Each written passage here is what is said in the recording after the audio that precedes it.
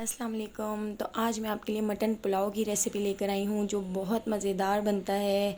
तो आप एक बार मेरी इस रेसिपी को ज़रूर ट्राई कीजिएगा। मेहमान भी आपसे इस रेसिपी को पूछे बगैर नहीं रहेंगे। बहुत ही आसान रेसिपी है मटन की चापों का यखनी पुलाव जो आज हम तैयार करेंगे। तो एंड तक आप मेरे साथ रहिएगा। तो चलिए देखते हैं किस तरह तैयार होगा हमारा मज़ेदार पुलाव। 1.5 किलो हमने यहाँ पर बकरे की चाँपें ले ली हैं और अच्छे तरीके से धोकर इसमें 2 लीटर पानी ऐड कर देते हैं। इसमें अब हम 3 टेबल स्पून लहसुन अदरक का पेस्ट ऐड कर देते हैं। तो अब हम इसमें 5 दरमियाने साइज़ की प्याज इस तरीके से साबुत ऐड कर देते हैं।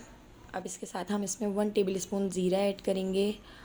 हम इसमें सारे खड़े गरम मसाले ऐड करेंगे। तो यहाँ पर हमने 5 टेबल स्पून साबुत धनिया, 4 टेबल स्पून सौंफ, 1 टेबल स्पून काली मिर्च, 1 टेबल स्पून लौंग, 5 अदद बड़ी इलायची, 6 से 7 टुकड़े हमने यहाँ पर दालचीनी के इसमें ऐड कर दिए हैं और 5 से 6 तेज़ पत्ते हमने इसमें ऐड कर दिए हैं। अब हम चमचे की मदद से इसको थोड़ा सा मिक्स कर लेते हैं ताकि जो खड़े गरम मसाले हैं वो नीचे चले जाएं। 2 टेबल स्पून भर के हम इसमें नमक ऐड कर देंगे। तो नमक आप अपने टेस्ट के हिसाब से ऐड कर सकते हैं। लहसुन अदरक हम पहले भी इसमें ऐड कर चुके हैं। अभी हमने 2 टेबल स्पून लहसुन अदरक के अंदर 1 टेबल स्पून काली मिर्च और 6 अदद हरी मिर्ची जो पहले से हमने ला कर रखी हुई थी, जो अब रेड हो गई हैं, तो उनको इस तरीके से हम ब्लेंड कर लेंगे। तो हमें बहुत अच्छे तरीके से इसको ब्लेंड कर लेना है।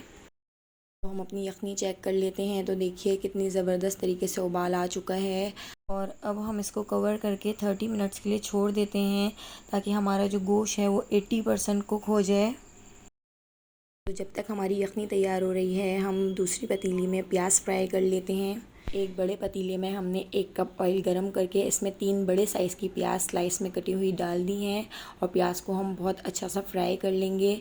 तो हमें प्याज को इतना फ्राई करना है कि प्याज का कलर गोल्डन ब्राउन हो जाए। तो ये प्याज आखिर में हमारे असम्बलिंग के और गार्निशिंग के काम आएगी। तो हम इस प्याज को एक प्लेट में निकाल कर साइड पर रख लेते हैं। तो देखिए इसी पतीले में हमने थोड़ी सी प्याज छोड़ दी है। अब हम इसमें 1 टेबल स्पून ज़ीरा, 5 हरी इलायची, 4 बादियान के फूल और 1 टेबल स्पून लौंग हम इसमें डालकर थोड़ा सा फ्राई करते हैं। तो जब तक हम अपनी यखनी चेक कर लेते हैं। तो देखिए हमारी यहाँ पर यखनी अच्छे तरीके से बन के तैयार हो चुकी है।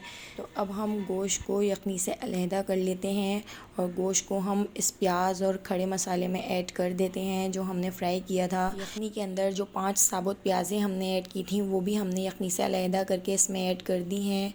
तो देखिए यखनी से हमने सारा गोश्त अलहदा करके दूसरी पतीली में डाल दिया है। अब हम इसमें 2 टेबल स्पून नमक दोबारा से ऐड करेंगे। तो नमक हम पहले भी यखनी में 2 टेबल स्पून ऐड कर चुके हैं। तो नमक आप अपने टेस्ट के हिसाब से इसमें ऐड कर सकते हैं। तो अब हमने इस पूरे गोश्त को बहुत अच्छे तरीके से फ्राई करना है और बहुत अच्छे तरीके से हमें इसको भूनना है। तो देखिए जो मोटी प्याज है जो हमने यखनी में ऐड की थी उसको हम चमचे से तोड़ लेंगे। तो देखिए 3 टेबल स्पून लहसुन अदरक के अंदर हरी मिर्चों का और काली मिर्चों का जो पेस्ट हमने ब्लेंड किया था वो भी हमने इसमें ऐड कर दिया है। और इसके साथ ही हम इसमें आधा किलो दही ऐड कर देंगे। तो दही को हमने पहले फेंट लिया था। तो दही ऐड करने के बाद अब हमें इस मसाले को बहुत अच्छे तरीके से भूनना है। हमें इसको इतना भून लेना है कि दही से निकलने वाला पानी खुश्क हो जाए और ऑयल बहुत अच्छे तरीके से ऊपर आ जाए। तो देखिए जब तक हमारा मसाला भुन रहा है हम इसमें 10 से 12 आलू बुखारे ऐड कर देते हैं। के साथ ही हम इसमें 12 से 15 हरी मिर्चें ऐड कर देंगे। और अब हम इस मसाले को इतना भूनेंगे कि इसका पानी खुश्क हो जाए और ऑयल बहुत अच्छे तरीके से ऊपर आ जाए। तो देखिए हमारा मसाला कितने अच्छे तरीके से भुन चुका है, पानी भी खुश्क हो चुका है और साइडों से ऑयल भी कितने अच्छे तरीके से ऊपर आ चुका है। तो अब हम इसमें जो हमारे पास यखनी तैयार हुई थी वो हम यखनी इसमें ऐड कर देंगे। तो देखिए हमने पूरी यखनी इसमें ऐड कर दी है और यखनी को उबाल आने तक हम पका लेते हैं। तो आप देख सकते हैं यखनी को उबाल आ चुका है। अब हम इसमें ऐड कर देते हैं चावल। तो चावलों को धोकर हमने आधे घंटे पहले भिगो दिया था। तो हमने यहाँ पर 1.5 किलो चावल लिए हैं और चावल हम सारे इसमें इस तरीके से ऐड कर देंगे। हमने यहाँ पर बासमती चावल लिए हैं। चावलों को ऐड करने के बाद इसको उबाल आने तक पका लेते हैं। तो आप देख सकते हैं चावलों में भी उबाल आ चुका है। तो हम चावलों को यखनी के अंदर अच्छे तरीके से मिक्स कर लेते हैं और इसको हमें फुल फ्लेम पर इतना पका लेना है कि चावलों की और पानी की सतह बराबर हो जाए। तो हम इसको हल्के हाथ से मिक्स भी करते जाएंगे ताकि इसका जो पानी है वो खुश्क हो जाए और चावलों का और पानी का लेवल बराबर हो जाए। तो देखिए कितने अच्छे तरीके से हमारा जो पानी है वो खुश्क हो रहा है। देखिए इसका पानी खुश्क हो चुका है। अब हम इसको दम पे रखते हैं। तो यहाँ पर हमने ज़र्दे का रंग भी ऐड कर दिया है। अगर आप इसको स्किप करना चाहते हैं तो आप इसको नहीं ऐड करें। और अब हम इसको कवर करके 15 मिनट के लिए लो फ्लेम पर छोड़ देते हैं। तो अब हम इसको डिश आउट करते हैं। तो देखिए यहाँ पर हमारा मज़ेदार पुलाव बनके तैयार हो चुका है। लग रहे हैं ना चावल खिले खिले, और कितना मज़ेदार लग रहा है पुलाव।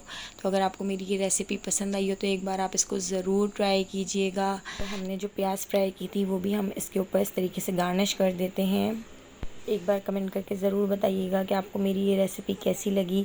मेरे चैनल को सब्सक्राइब कर दीजिएगा, बेल आइकन को प्रेस कर दीजिएगा ताकि हर नई आने वाली वीडियो का नोटिफिकेशन आपको फ़ौरन मिल सके। आने वाली वीडियो तक अल्लाह हाफ़िज़।